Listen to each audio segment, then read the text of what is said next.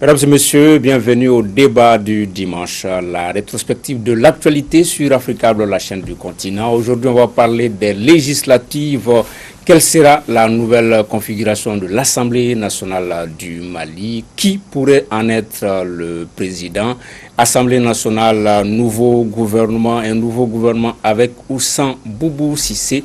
Entre autres questions que nous allons aborder avec nos invités, Maître Chekmar Konaré, avocat, Alexis Kalambri, directeur de publication de Mali Tribune, et Baba Ahmed de Nord-Sud Journal.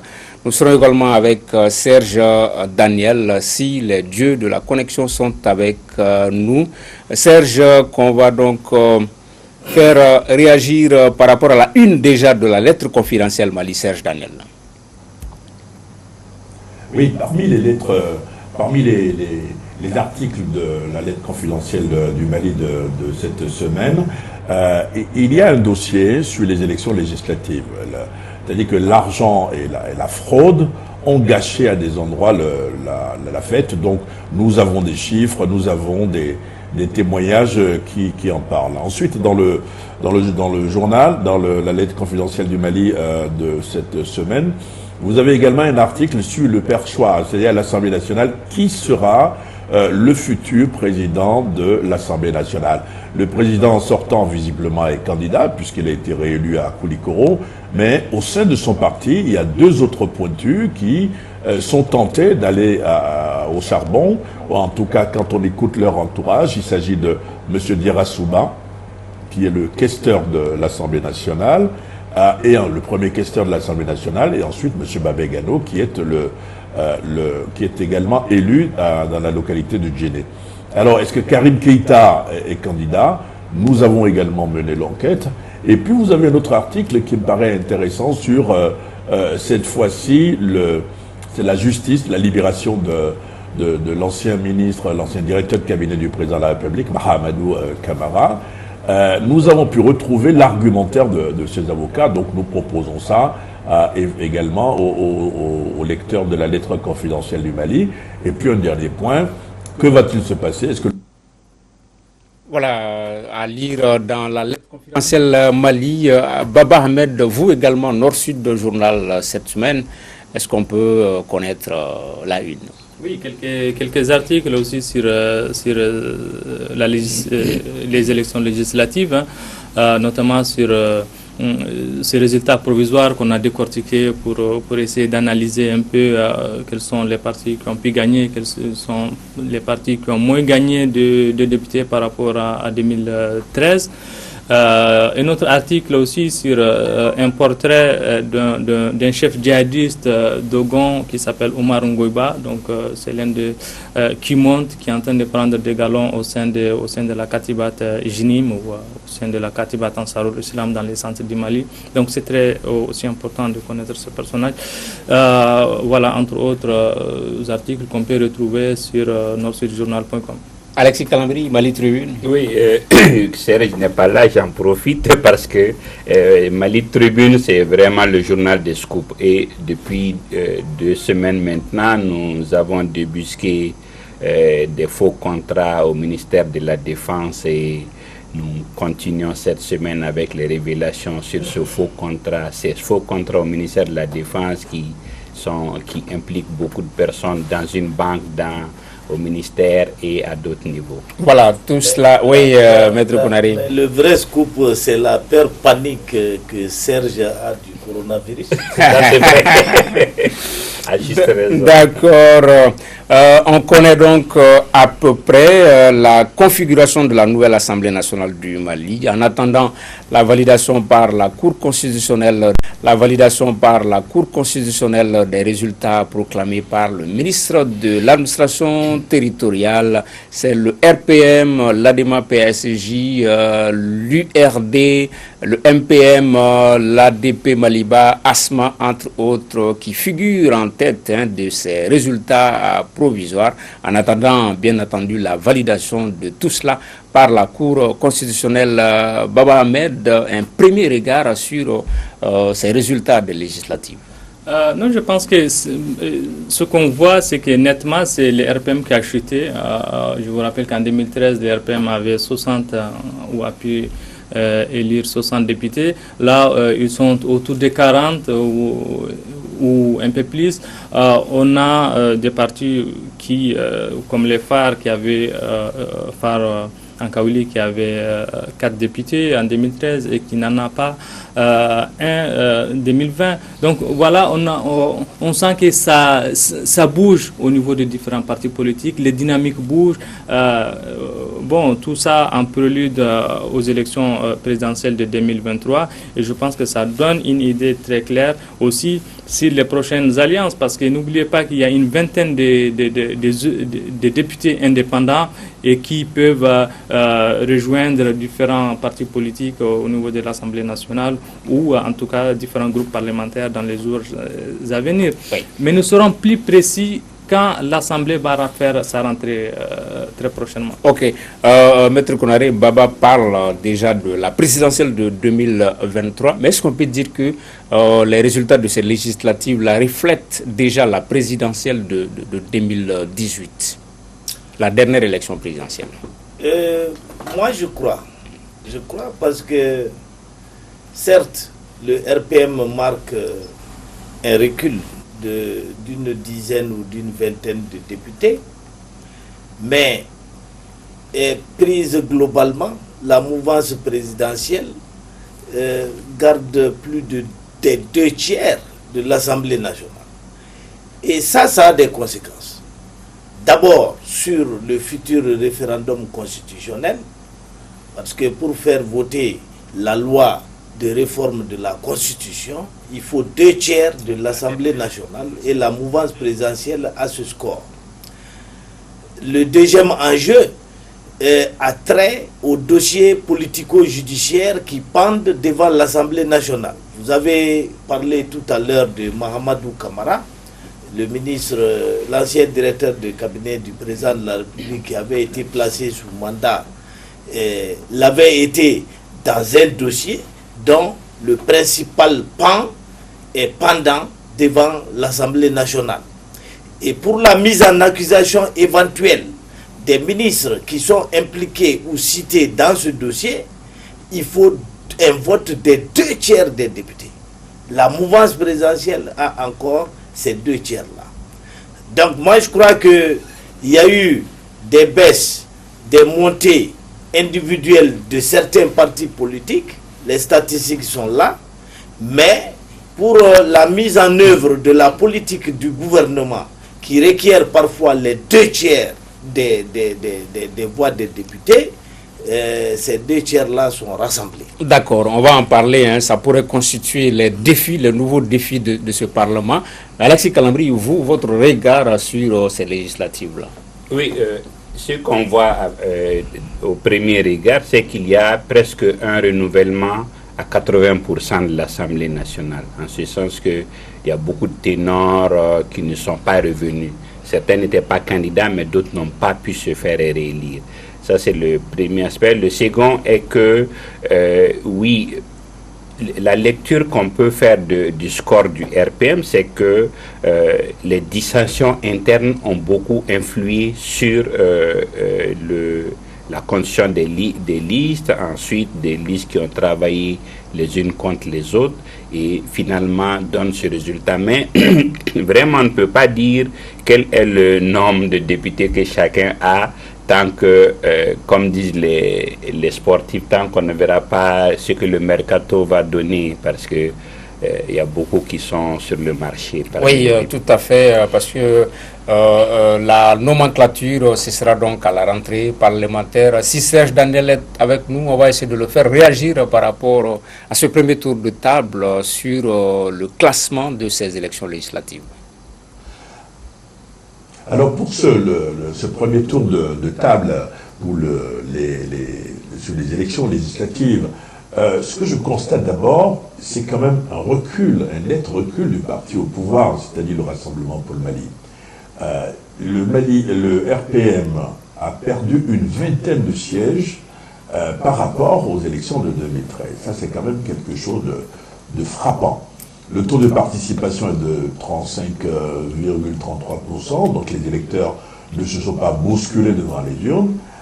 Mais ce qui me frappe également, pour un premier tour de table, c'est quand même de constater qu'il va falloir négocier pour avoir plusieurs majorités, c'est-à-dire la majorité relative, la majorité des 147 députés, mais la majorité également des 2/3 nécessaires pour faire passer des réformes. Ce qui frappe également, si j'ai encore quelques secondes à dire sur les résultats, c'est quand même Bamako. Vous savez que les capitales africaines, les capitales sont des villes rétives d'une manière générale, mais on constate là aussi quand même que le parti au pouvoir n'est pas du tout présent. C'est-à-dire que sur 14 députés à élire dans la capitale, vous avez un seul député du parti au pouvoir qui est élu, Karim Keïta. Et ça, c'est quand même quelque chose de frappant de voir que la plupart des institutions de la République sont à Bamako, quand même. Et donc, c'est quand même une ville que le parti... Oui, Serge Daniel, qu'on a perdu justement le RPM qui a un député sur 14 dans le district de Bamako. Mais Baba Ahmed également, le RPM est parvenu à avoir des députés sur liste propre. Chez Djarasouba, par exemple. Exactement. Serge disait il y a quelque temps que Djarasouba n'est pas une grosse cylindrée du RPM, mais il l'a montré. Il l'a montré parce que quand on arrive à faire, en tout cas à partir sur une liste de 7 députés et qu'on puisse faire passer les 7 députés, ça veut dire qu'on est important. Et donc c'est quelqu'un, Djarasouba, moi je pense que c'est quelqu'un avec lequel il faut compter lors de la rentrée parlementaire et notamment pendant le mercato politique dont parlait tout à l'heure Alexis. Mais par contre, ce que Serge a dit, c'est vrai. Il a raison parce que quand on est à Bamako et qu'on voit que le RPM n'a pu élire qu'un seul député, c'est frappant, c'est inquiétant en tout cas pour un parti politique comme le RPM et qui est au pouvoir et qui compte gérer la fin du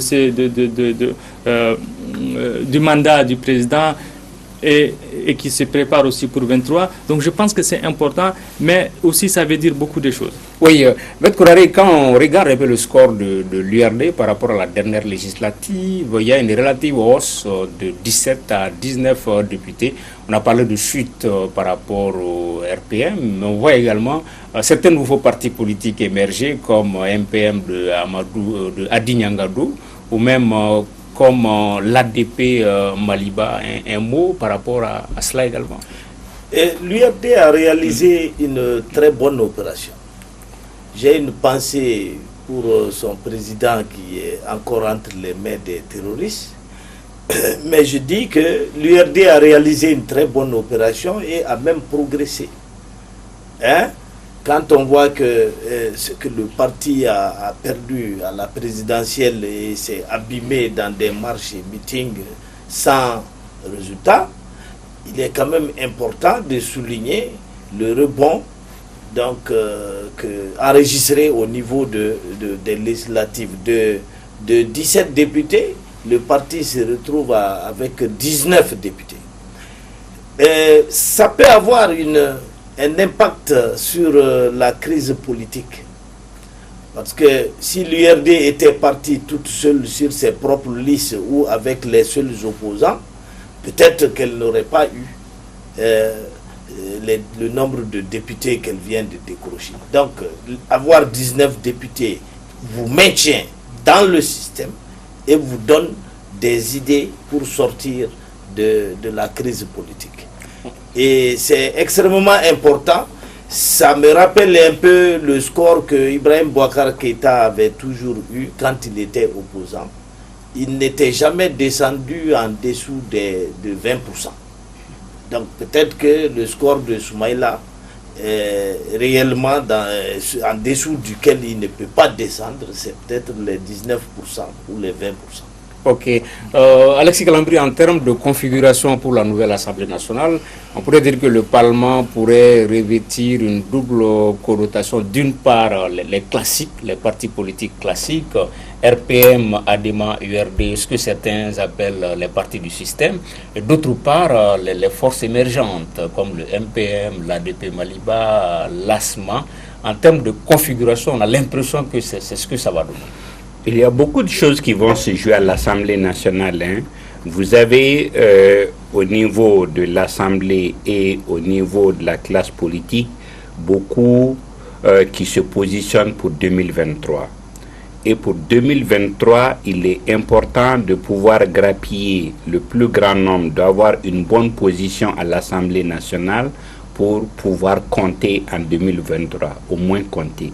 Donc je pense que beaucoup de jeux vont se dérouler à l'Assemblée, d'abord lors de la constitution du bureau, lors de la constitution des commissions et à d'autres niveaux. Il y aura énormément de marchandage.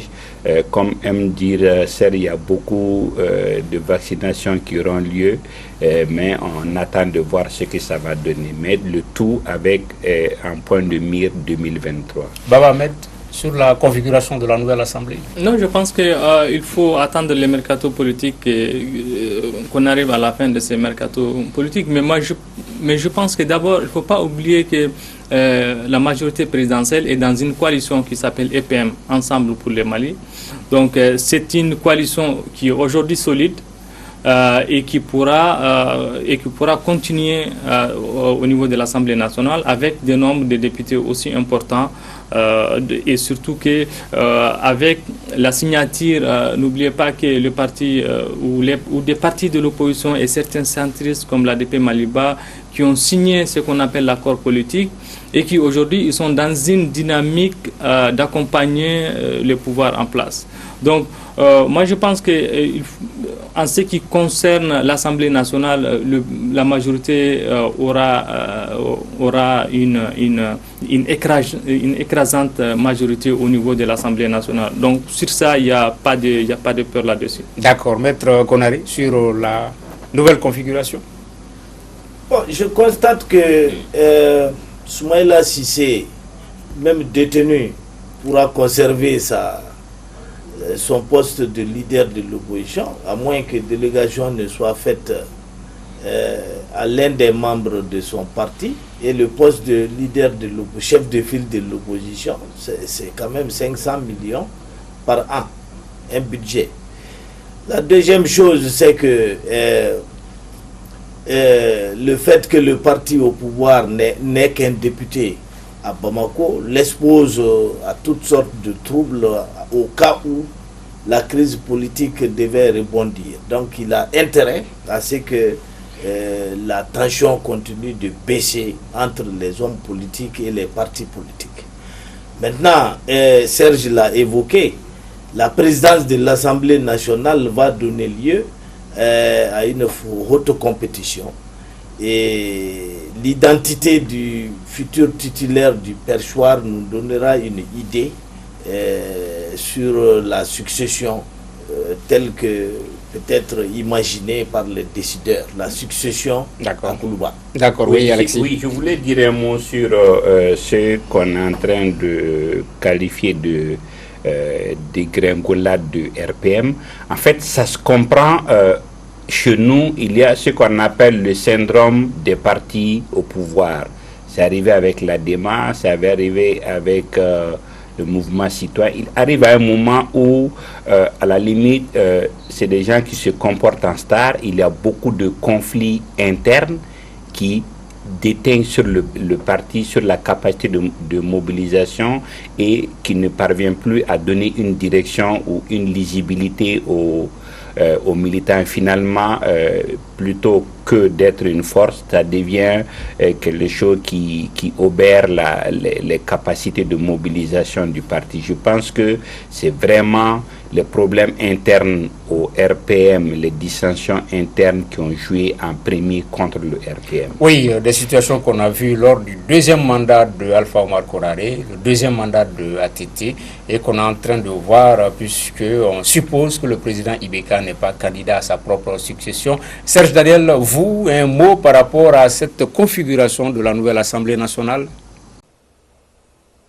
Alors oui, maintenant quelle sera la configuration de l'Assemblée nationale, je pense qu'on va avoir une assemblée nationale avec plusieurs majorités. La majorité, par exemple, constituée probablement de l'alliance que dirige le ministre Tchema Hubert Koulibaly avec notamment le MPM, mais il va falloir voir comment le colistier de Karim Keïta va opérer. Est-ce qu'il va rester au sein de l'alliance de l'Action républicaine? Ça, c'est quand même quelque chose d'important, l'alliance qu'ils ont créée. Est-ce qu'il va tout de suite aller du côté du RPM? Il y a forcément un jeu de chaises musicales qui va se passer à l'Assemblée nationale. Mais le parti au pouvoir devrait faire attention parce qu'il a un principal allié qui est l'ADEMA, ça c'est important. L'ADEMA,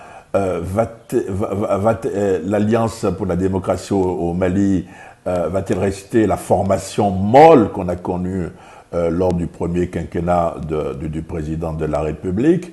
Est-ce qu'elle va montrer des crocs pour dire « écoutez, nous sommes un partenaire, nous voulons avoir quand même plusieurs postes de responsabilité ?» Ça va être un peu compliqué à des endroits de mon point de vue. Je ne vois pas tout de suite au sein de... Nous étions en train de parler de la configuration de la nouvelle Assemblée nationale, mais Alexis Kalambri, par rapport au futur président, il y a des noms qu'on entend ça et là. On parle d'Isaac Sidibé, on parle de Diarra Souba, on parle également de Karim Keïta. Je pense qu'il y a, on peut épiloguer, mais je pense qu'il y a des noms qu'il faut d'emblée écarter. Et parmi les noms qu'il faut d'emblée écarter, il y a au moins celui de Isaac Sidibé, le président sortant. Il a fait une présidence catastrophique. L'Assemblée n'a jamais été à un niveau pire qu'il l'a mené. Et je pense que personne, y compris dans sa famille politique, personne n'est fier de sa gestion. Et je pense que c'est un nom à écarter dès le départ. Il a certes pu passer, mais il est à écarter parce qu'il ne sera même pas présenté par le RPM de mon point de vue. Deuxièmement, je pense que Karim, il faudrait l'écarter également parce que, pour des raisons qu'on connaît, je pense qu'il ne sera pas candidat. Diarra Souba a fait un peu la preuve quand même, parce que quand il a constitué une liste indépendante, tout le monde l'a vu en suicidaire, mais à la limite, oui, il a su imposer, au moins il a su se donner une certaine légitimité par rapport à beaucoup d'autres. Je ne sais pas quels sont mais lui, on peut le compter parmi les candidats potentiels au préchoir qui ont les arguments pour se faire élire. Oui, Baba Ahmed, par rapport au futur président de cette Assemblée. Non, je pense que ça va dépendre des alliances et des affinités des personnes ou des personnalités qui peuvent occuper ces postes. Donc ça dépend de leur affinité avec le président Ibeka, parce que n'oubliez pas que le président de l'Assemblée nationale, quand même, c'est la deuxième personnalité du pays, c'est-à-dire après Ibeka, celui qui vient. Donc, il y aura beaucoup de paramètres qui seront prises au compte pour qu'on puisse prendre ou élire un président de l'Assemblée nationale. Et je suis d'accord avec Alexis quand il dit que le nom d'Isaac, je le vois très mal revenir, et surtout il n'a pas pu se faire élire qu'à travers une liste en coalition avec l'opposition, une liste avec l'URD de Soumaïla Cissé. Et donc déjà c'est un point faible pour lui. En ce qui concerne sa présidence les 7 dernières années, je ne veux pas revenir là-dessus. Karim, je suis tout à fait d'accord avec Alexis aussi. Je pense qu'il est très politique, il est très intelligent et il ne va pas accepter ce poste-là, même si aujourd'hui, s'il veut aujourd'hui devenir président de l'Assemblée nationale, il pourra l'être. Il est soutenu par cette coalition qu'on appelle EPM, Ensemble pour le Mali. Mais très politique qu'il est, je pense qu'il va refuser ce poste-là. Pour le reste, je pense que ça dépend des affinités de la personne qui sera président de l'Assemblée nationale et le président de la République. D'accord. Maître, on va vous faire réagir en dernier ressort. Mais le temps de demander à Serge ce qu'il pense de ce nouveau bureau de l'Assemblée nationale. Oui, bonne question. Qui sera le futur président de l'Assemblée nationale du Mali?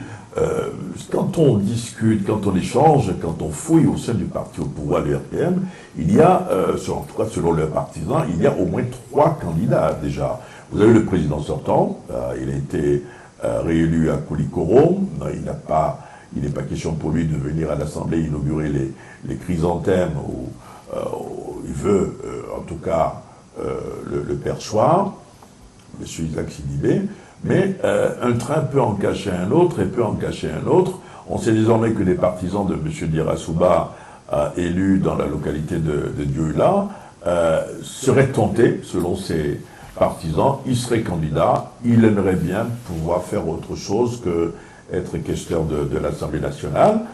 Et puis, il y a quand même Babé Gano, le ministre Babé Gano, il a été élu à Djenné, dans son fief de Djenné.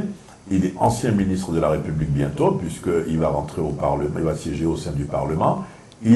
Selon ses partisans, il serait également candidat. Donc rien qu'au sein de la majorité, vous avez 3 candidats, un sortant et puis des candidats qu'on peut classer parmi les présomptifs et les présomptueux. Alors qu'est-ce qui va se passer? Ça va être très important en termes d'arbitrage. Est-ce que c'est le président de la République qui va arbitrer? Et on va voir cela. Est-ce que finalement les candidats ne risquent pas de se neutraliser? Oui, est-ce que les candidats ne risquent pas de se neutraliser? Maître, vous également par rapport à ce nouveau bureau de l'Assemblée? Moi, je pense que Mamadou Diarasouba, le député de Dioula, rassemble beaucoup d'atouts. Il était déjà député de Kolokani. Ensuite, il a déménagé à Dioula, dont il est devenu député. Ça veut dire que c'est un personnage dont l'influence dépasse le seul cadre de Dioula. À Dioula, il est parti sur une liste propre, en refusant toute alliance. Et tout le monde l'avait dit, avait parlé de suicide, mais il a relevé le défi, en dévançant ses adversaires de près de 18 000 voix. Diarasouba est également un monstre sacré du RPM, très proche du chef de l'État et premier questeur de l'Assemblée pendant le mandat écoulé. Premier questeur, ça veut dire que c'est lui qui connaît mieux que quiconque les finances de l'Assemblée. Donc, à tout prendre, je pense qu'il ferait un excellent candidat pour le perchoir. Les autres ont leur chance aussi, mais je pense que Isaac Sidibé a fait son temps. D'accord, mais Baba Ahmed, il faut faire extrêmement attention à ce niveau parce que le président de l'Assemblée nationale pourrait être également le président de la République. Donc il faut qu'on choisisse bien et très bien à ce niveau-là. Exactement, c'est pour cela que je voulais réagir par rapport à Maître Konaré, mais par politesse, je ne voulais pas l'interrompre. C'est-à-dire qu'il ne suffit pas de se faire élire à Dioula ou à n'importe quelle petite localité, je ne veux pas dire petite localité, mais n'importe quelle localité du Mali pour être président de l'Assemblée nationale du Mali. C'est-à-dire qu'il faut avoir une certaine expérience dans la gestion de l'État. Il faut être dans certains réseaux qui peuvent aider le pouvoir en place. Donc moi je pense que, et comme je l'ai dit, c'est-à-dire il y a beaucoup de paramètres qu'il faut analyser, qu'il faut prendre en place. Et je pense que l'une des erreurs qui a aussi fait que l'Assemblée nationale n'était pas aussi que ça entre 2013 et 2020, c'est aussi, je pense que le choix sur Isaac n'était pas le bon choix. Je pense que Isaac a été pris plutôt par défaut ou parce que c'est quelqu'un à qui on a plus confiance au niveau des cercles très proches du président malien. Oui, Alexis, ceux qui ont été cités, si Diarasouba est écarté, Isaac écarté, ben, il reste... Non, il est évident qu'il y a... à peu près une demi-dizaine de candidats probables pour le perchoir. D'ailleurs, ça explique pourquoi beaucoup de ténors ont voulu être candidats. Qu'il l'ait ou qu'il ne l'ait pas, on sait que Moussa Mara sera candidat. Qu'il l'ait ou qu'il ne l'ait pas, on sait que le président de ADP Maliba, M. Diallo, va être candidat. Alors, connaissant leur poids réel, ils vont composer. Alors, justement, il y aura 3 critères qui vont entrer en considération. Quelle aura été la capacité de négociation, quel aura été finalement le poids obtenu, et finalement, quel est l'avis du président de la République. Je pense que celui qui arrivera à à réunir ces 3 conditions sera le candidat. Mais vous ne verrez pas parmi tous les candidats tout de suite vouloir s'inscrire dans l'opposition. Ils vont vouloir parce qu'on aura besoin de la majorité, on aura besoin de donner des gages de confiance pour qu'on puisse être éligible. Mais le reste viendra après, mais en tout état de cause, il faut vraiment pouvoir avoir l'assentiment du président, il faut vraiment donner des gages de fidélité et de bonne foi et d'autres raisons. D'accord. Maître Konaré, les défis de cette nouvelle Assemblée nationale sont grands. Vous aviez évoqué certains d'entre eux par rapport à l'affaire dite des équipements. Il y a également le projet de révision constitutionnelle. Certains parlent également de partition programmée du pays avec cette révision. Ce sont les défis de cette nouvelle Assemblée. Est-ce que vous pensez qu'elle sera en mesure de les relever? Mais j'ai déjà parlé de ça au début. J'ai dit que la majorité présidentielle avait réuni plus des 2/3 des députés. Donc, si nous nous en tenons à une lecture purement formelle des choses, toute loi qui requiert 2/3 des députés pourrait être votée par cette nouvelle Mais par rapport à cette question, il y a une position extra-parlementaire, il y a un contrôle citoyen hors de l'Assemblée qui veut que la justice aille jusqu'au bout par rapport à cette histoire d'équipement militaire. Est-ce que l'Assemblée peut ne pas tendre l'oreille à tout ça? Non, ça c'est un autre débat. Très franchement, je ne pense pas que la mise en accusation là sera votée par l'Assemblée. Je ne le pense pas. La mise en accusation de Soumaïlo Boubé Maïga, de Madame Boiré, Fili Sissoko, de Ben Barka et autres, je ne crois pas que cette mise en accusation sera votée par l'Assemblée parce que tout simplement, la majorité aura besoin des voix de l'ASMA dont le leader n'est autre que Soumaïlo Boubé Maïga. Et si la majorité votait cette mise en accusation, elle s'aliénerait Soumaïlo Boubé Maïga et cela pourrait réjaillir négativement sur le vote de la loi de réforme constitutionnelle. Oui, mais on sait que ça ne va pas trop au sein de cette EPM, de cette majorité présidentielle. Souvent, on entend que ça ne va pas fort entre Dr Trita et Soumaïlo Boubé Maïga, Alexis Calandoué. Vous savez, il n'y a jamais d'amour éternel en politique. Il n'y a jamais de convention ou d'entente figée dans le marbre. C'est les intérêts de l'instant et les calculs du moment qui font qu'on est ensemble ou qu'on se sépare.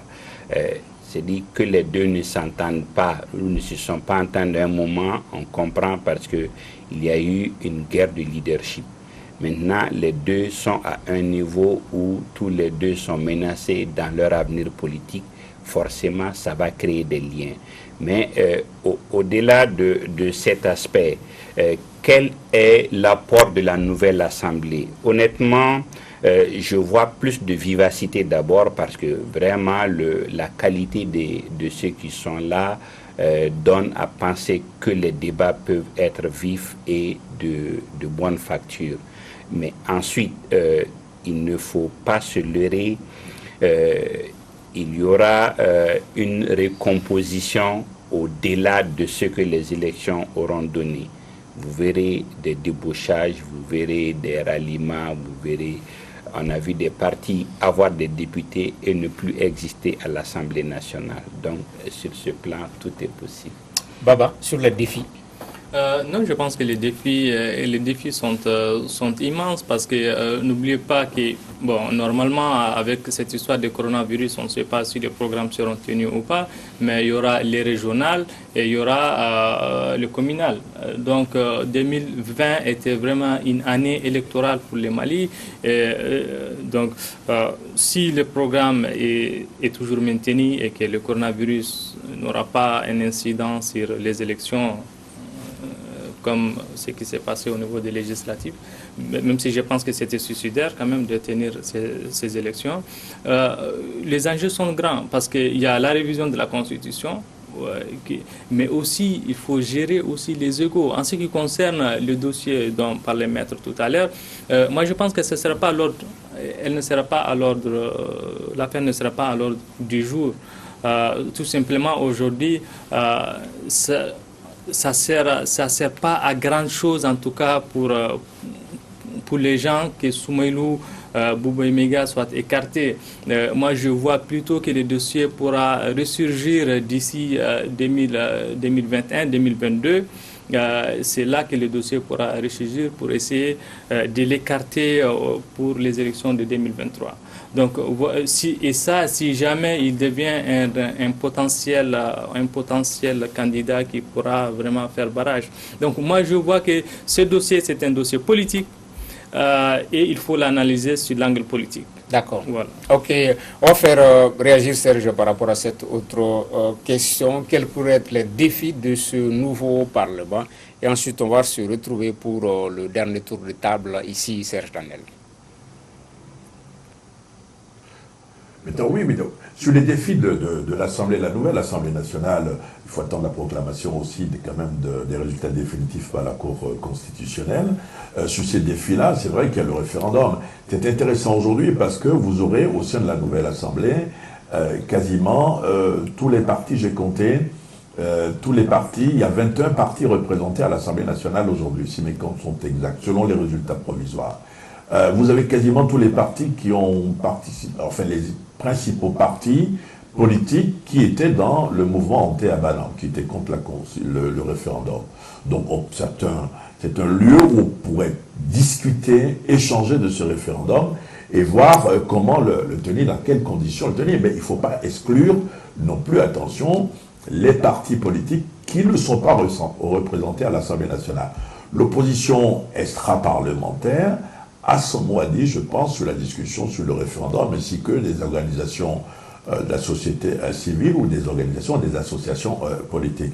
Mais là, sur le plan de la corruption, vous savez, les députés n'aiment pas être bousculés. Vous avez vu, il y a la Haute Cour de justice qui a été mise en place. Vous avez vu, on a tenté de juger certains, comment la Haute Cour de justice a répondu. C'est-à-dire que, je veux dire que le rythme des députés n'est pas celui de la justice ordinaire, parce que les députés sont toujours estimés qu'ils étaient... Oui, Serge, qu'on a perdu. Mais peut-être on va rester avec vous pour vous laisser partir et donner le dernier mot à la table. On parle de nouveau gouvernement avec ou sans Dr Boubou Cissé. Est-ce que vous pensez qu'au regard des résultats de ces législatives-là, le Dr Boubou Cissé a une chance d'être reconduit? Qu'est-ce que vous en pensez? Alors, nouveau gouvernement avec ou sans Boubou, Cissé, enfin, vous savez, c'est quand même une tradition républicaine. Après les élections, le Premier ministre présente sa démission et celle de son gouvernement au président de la République, à lui de reconduire le Premier ministre. Si vous voyez la configuration actuelle, Boubou Cissé, c'est quand même, je dirais, un dinosaure. Il est dans l'équipe depuis 2013. C'est lui qui a converti le président de la République à la social-démocratie. Le président de la République est socialiste de l'international socialiste. C'est lui qui l'a converti à la social-démocratie, donc l'économie de marché. C'est lui qui a rédigé en partie son programme économique. C'est important. Donc c'est quand même quelqu'un qui est proche du président de la République, même si j'ai toujours dit, attention, Ibeka est proche d'une personne, Ibeka est proche d'abord d'Ibeka politiquement. Mais cela dit, quand vous voyez son parcours, je pense, et d'après mes recoupements, il serait reconduit. Maintenant, le problème, ce n'est pas forcément, à mon avis, d'être reconduit, mais c'est reconduit jusqu'à quand? C'est ça maintenant le véritable défi, l'un des défis qui se présente, qui se dresse devant le Premier ministre. Il a fait le dialogue national, le président de la République est content, les problèmes de société qu'il a gérés à un moment difficile, son chef est content, d'après ce que l'on sait.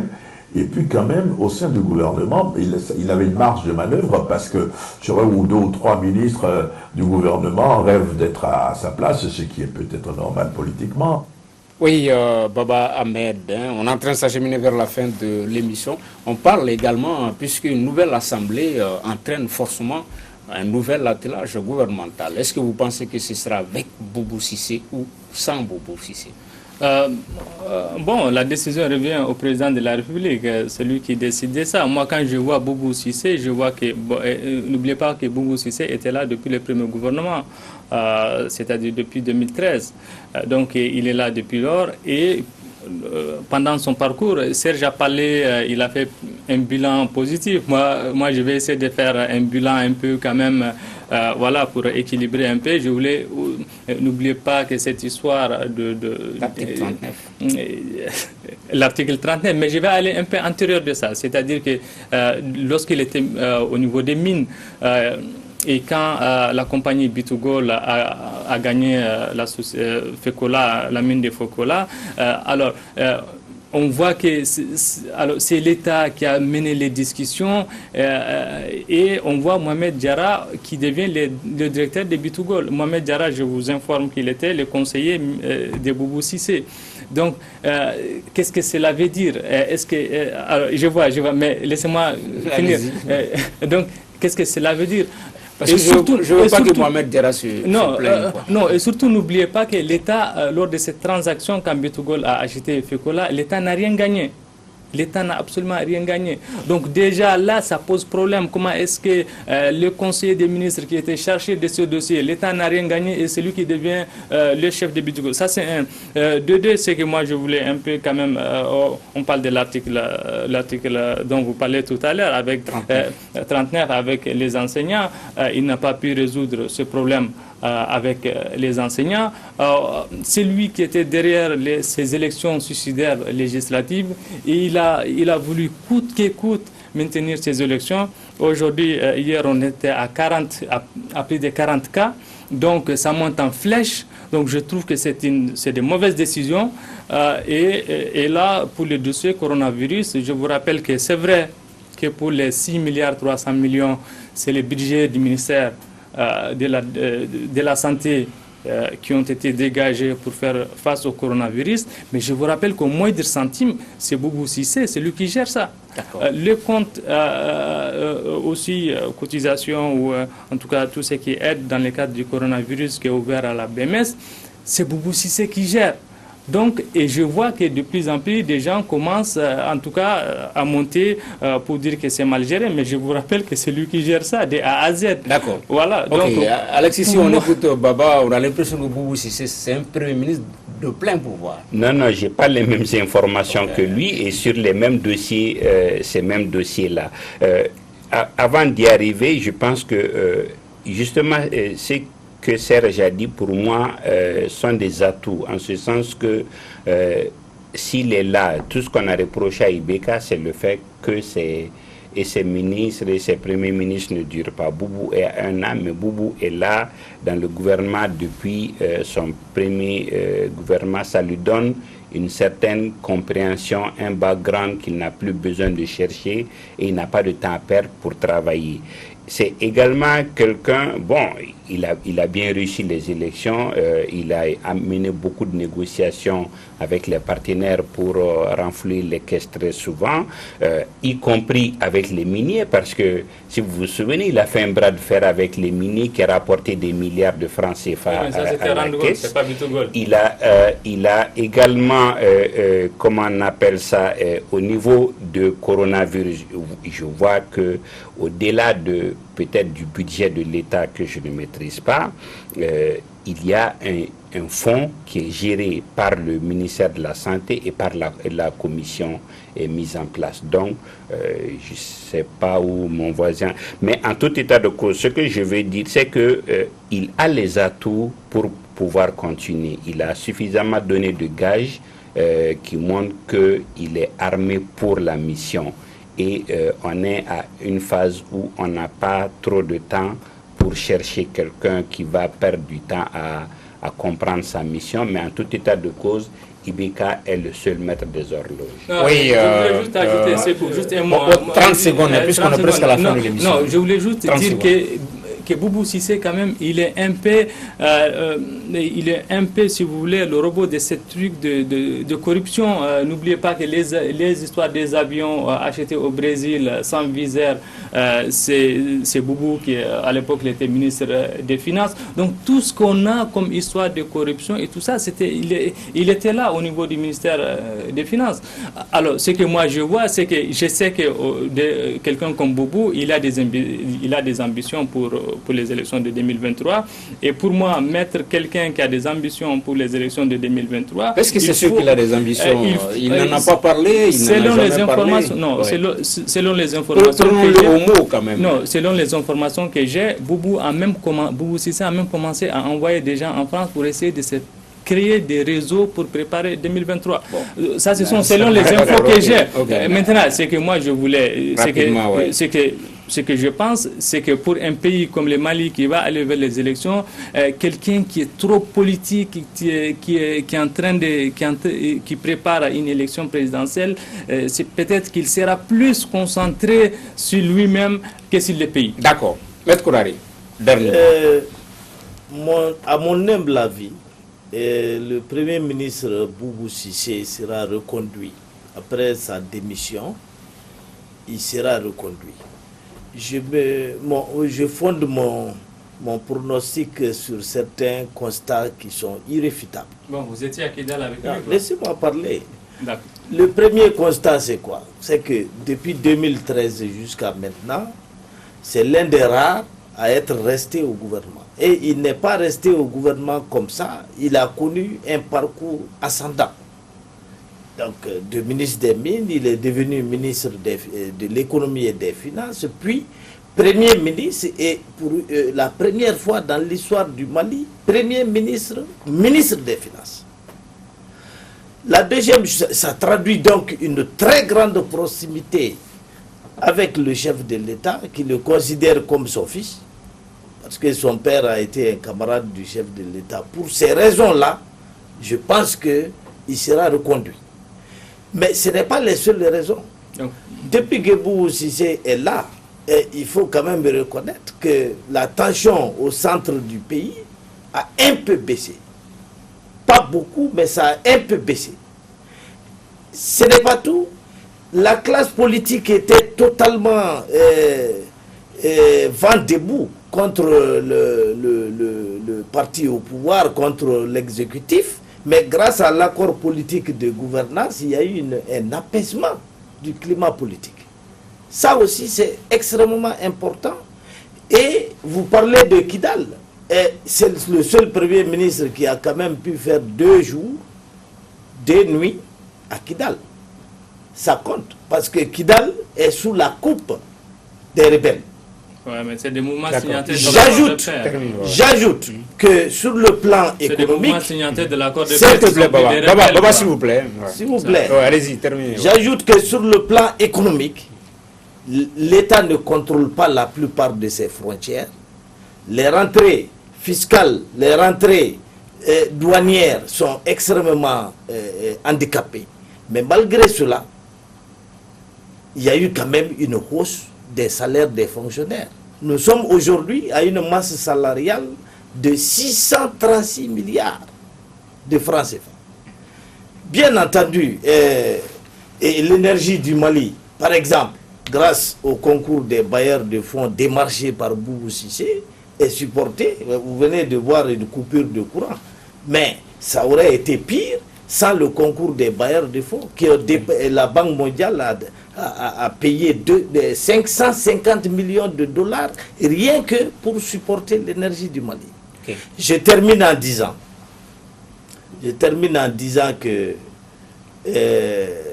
je ne pense pas qu'il soit réellement prouvé que Boubou Cissé ait des ambitions présidentielles. Personne ne peut lui interdire de telles ambitions, mais moi, je ne pense pas qu'il ait ces ambitions au moment où nous parlons. Parce que même s'il avait ces ambitions, ce serait suicidaire pour lui de les afficher aujourd'hui, parce que l'heure n'est pas à la campagne, l'heure est au travail.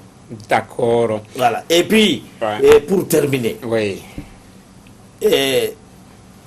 les liens avec les partis politiques, les liens avec la rébellion, les liens avec le chef de l'État et les liens avec la société civile agissante que j'appelle, que je vois dans les musulmans, les groupes musulmans dirigés par Mahmoud Diko, ces liens-là sont déterminants pour tout Premier ministre.